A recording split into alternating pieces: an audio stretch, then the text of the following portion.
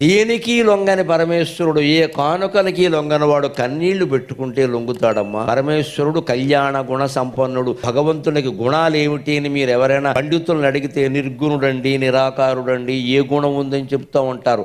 ఆయనకి ఉంటే గింటే ఉండే ఒక్క గుణం కళ్యాణ గుణం, కరుణ, దయ. భక్తులు ఏడుస్తుంటే ఆయన చూడండి. నేను మహిమ కొద్దీ ఇక్కడ వెలిశాను, నా కళ్ళ ముందు కన్నీరు పెట్టుకుంటుంది ఆ ఇల్లాలు.